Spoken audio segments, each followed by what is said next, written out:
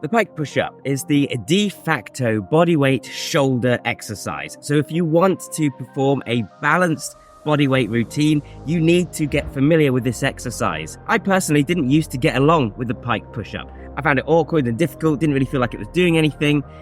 But over time, I practiced it and figured out a few things that made it work for me. And now it's one of my favorite exercises, and I use it in nearly every single workout I do. And there's a particular variation of the pike push-up that has personally transformed my physique and my performance recently. If you watched my vlogs, then you'll know the exercise I'm talking about. Otherwise, stay tuned and we'll get to it later. So as I've alluded to already, the great thing about the pike push-up is it's a shoulder exercise that you can do literally anywhere, and it's highly scalable, making this a great entry point for anyone wanting to strengthen their shoulders. It works all three heads of the deltoids, it works the upper pecs. So if you're just looking for something you can use to develop some muscle mass in this area and some strength, then the pike push-up is a great starting point. Not only that, but you'll build strength to weight ratio, meaning you'll get stronger for your body weight. You'll gain more mastery and control over your body weight. At the same time, this also makes it a fantastic entry point to a lot of more advanced calisthenics movements. Obviously, things like handstands, handstand push-ups, if that interests you. It's why I use them, and whilst I have a long way to go, I've definitely seen a lot of improvement, specifically thanks to pike push-ups.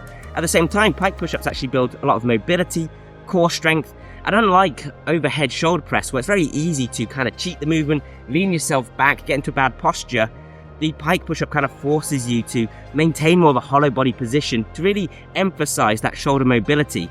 You don't have to let the shoulder mobility be a limiting factor, but by simply doing this exercise, you'll be building some more shoulder mobility as you go. So it's a brilliant exercise for all of those reasons, as long as you're doing it correctly. Okay, so what you're going to do is you're going to stand up, feet together, going to use your hands, hinge at the hips, walk forward a few places.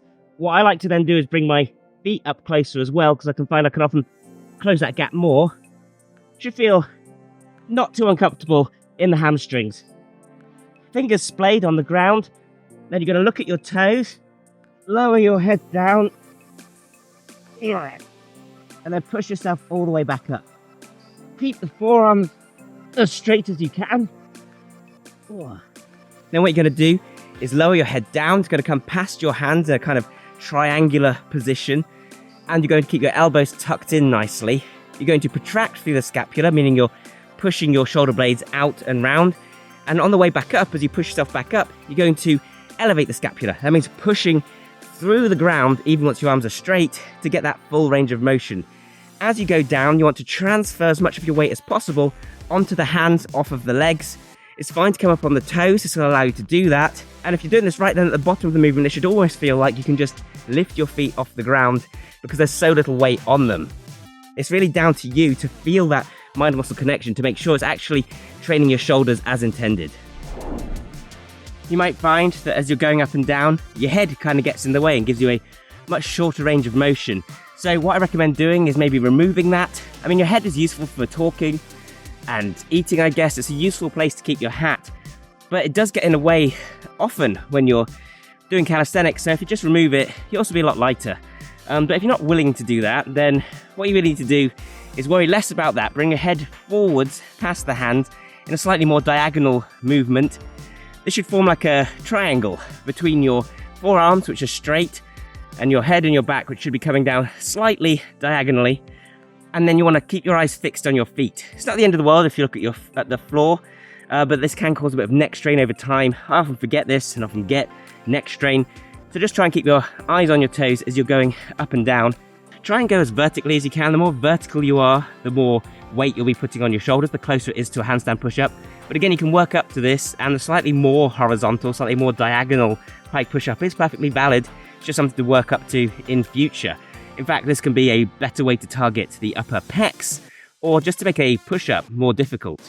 Quickly guys, if you like this kind of training that looks at all-round functional performance, not just strength, not just mobility, not just body control, but all of it together, plus other things like brain function, then you might enjoy my ebook and training program, Super Functional Training 2.0. It's available in the link in the description down below. And there's a small discount on for summer, so yeah, check that out if you're interested, but no worries if not.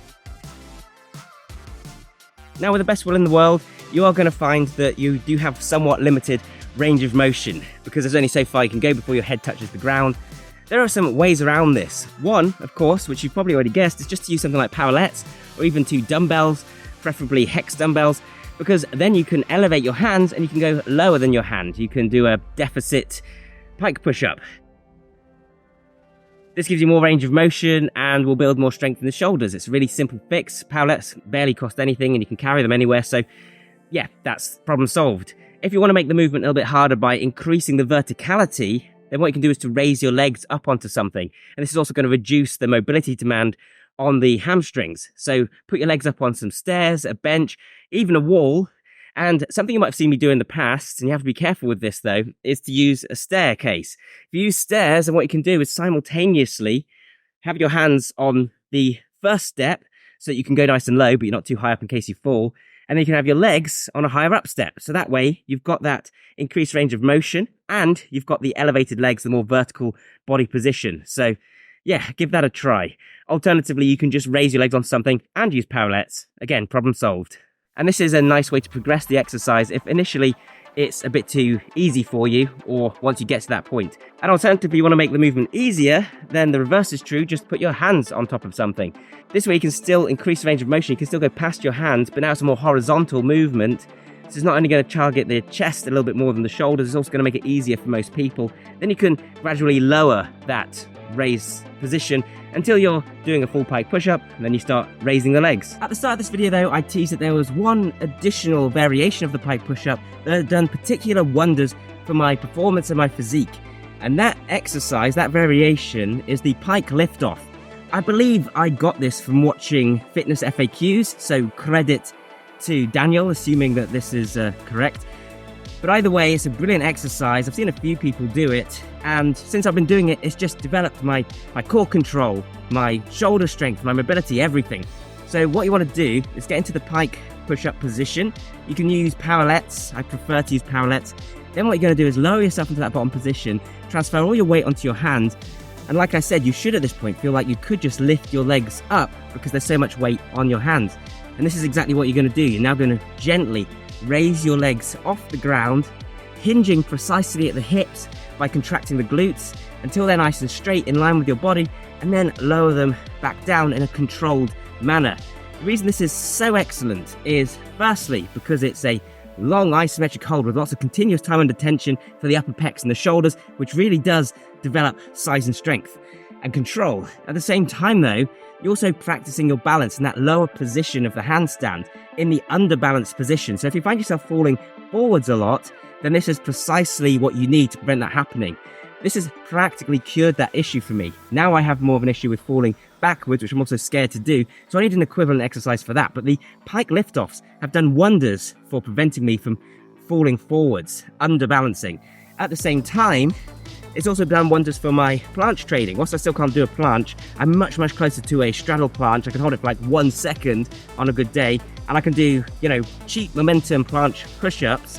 And this is all because I've been doing this exercise, because you're putting so much weight on the front of the delts, on the anterior delts, meaning that you're able to get that leaning position. Because if you look at it, it's essentially like a far more vertical and therefore easier planche position, although the arms are bent as well. But the point is, it's brilliant for training towards those calisthenics skills, and I've seen huge progress myself. Although I'm not very on it today, my handstand push-ups are far more effective. I get them right more times than I ever have done before since doing this exercise, and my shoulders have blown up, leading to comments even on my videos. I've actually taken a week and a half off training because I also went to Centre Parks last week, so my physique's not particularly on point either. Yeah, it happens, but prior to that, my shoulders were looking particularly good. I credit this exercise with a lot of it. And on top of all of that, if you look at this movement, it's essentially also a reverse hyper. And this is something I've not heard many people talk about. It's so hard to get a proper hip hinge exercise with body weight. But here it is. If you don't have a bench that you can grip onto or something like that, then you can just get yourself into that position, upside down, then raise the legs, contracting the glutes. And it's actually really hard to do. And this, in combination with some other things, has drastically solved my lower back issues. I haven't had any since I last mentioned it. It's doing extremely well. It feels strong. And again, I think this movement has had a lot to do with that. A lot of people swear by reverse hypers, and this is how you can do a reverse hyper anywhere with no specialist equipment. So try the pike liftoff. You might be saying that you're nowhere near that yet, but the great thing about it is that a regular pike push-up is an easy progression of the Pike liftoff if you focus on transferring more and more weight to your hands. As you get better at this, don't focus on rep count, focus on getting those feet to feel light. And as you do this, you're going to be able to transfer more weight onto your hands and eventually do the Pike liftoff. That's also how I've been making progress with my straddle planche training. I've been getting into that pseudo planche lean position and just focusing on getting the feet to feel light. That's a really nice cue that's been working well for me. So I hope that's helpful for you. Give it a try and let me know what you think. A tip for doing a movement like the Pike liftoff, by the way, is to wear light shoes. That might seem like a small thing, but actually if you're lifting your legs up behind you, in this position it's already very difficult, then having big shoes is going to make life significantly more challenging. That's why when I'm doing calisthenics, I always wear Vivo Barefoot, which are today's sponsor. They make barefoot shoes, and actually I wear them all the time. Basically, barefoot shoes are shoes designed to be as close to natural as possible, meaning they get out the way and let your foot work the way it's supposed to. They've got a really thin sole so you can feel the ground underneath your feet, which makes a massive difference for balancing on things, jumping, running, etc. For this video, I was wearing their Motus Flex shoes, which are particularly light and perfect for this kind of thing.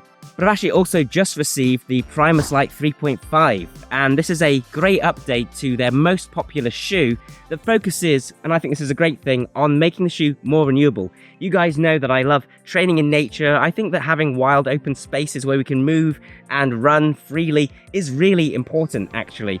And I think it's really important that we protect the environment. So I love that this is an important focus of the Vivo Barefoot brand. It's just another reason that I love being sponsored by them. The Primus Lite 3.5s in particular now have a 100% polyester upper, polyester being really nice and easy to recycle. This takes the shoe from 43% recyclable to 81% recyclable. So yeah, I highly recommend checking out Vivo Barefoot, link in the description down below, and if you use code TheBioneer15, then you'll get 15% off of your order. Thanks again to Vivo for sponsoring this video, and now back to our regular programming. So what do you guys think? Will you be using the Pike Push Up in your own training? Is it something you already used? And did I miss any important variations? Have you heard of the Pike liftoff, and is it something that you're going to be incorporating now? Let me know in the comments down below. If you found this video useful and interesting, then please leave a like and share it around. That helps me out immensely. Either way, guys, thank you so much for watching the video, and bye for now.